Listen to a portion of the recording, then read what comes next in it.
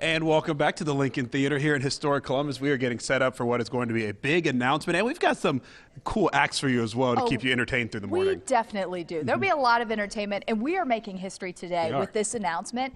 But being inside of this theater, you know, you look around, you take a look at the architecture. It is hard to imagine the journey that has happened here. It really has been kind of an evolution of the Lincoln, if you will, and it is definitely a jewel for the city.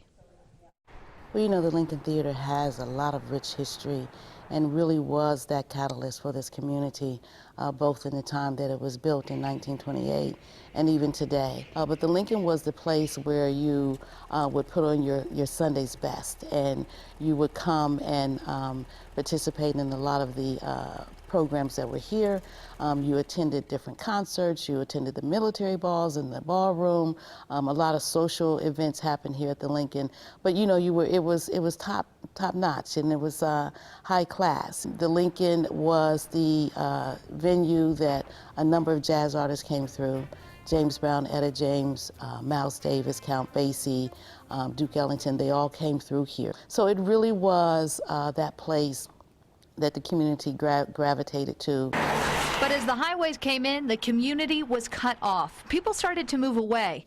The Lincoln ultimately closed and sat quietly, deteriorating for 30 years. And so did the community around it. You kind of remove your arts from a community, it gets kind of sterile. And what do I connect to? We all have a creative outlet, and if we're not tapping into that, we kind of feel unbalanced and not full. But in 2002, under the direction of Mayor Michael Coleman, the Lincoln was purchased by the city with the hopes that renovating the crumbling theater would be the catalyst to renovation of the community. The Lincoln reopened in 2009, and 6 years later, that revitalization continues. We are both nostalgic and keeping that and preserving that history, but also being innovative as we move forward.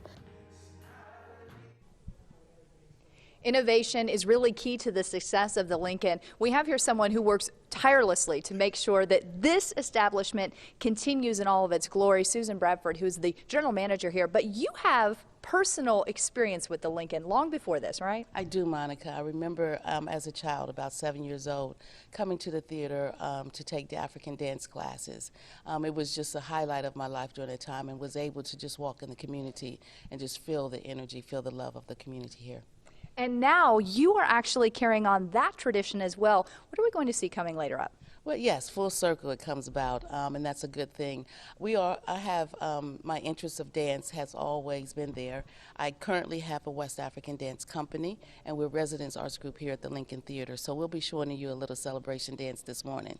We're excited for that. Matt, you were just here this weekend, right? I was just here on Saturday, got my first look at it before we got in today, and again, it's just as beautiful as it was then, and I can't wait for the dance, because if you're not awake now, they're going to wake you up. So it's going to be the perfect thing for you to get going on a Monday morning. So Katie, we'll take it back to you. We'll be back a little bit later with that.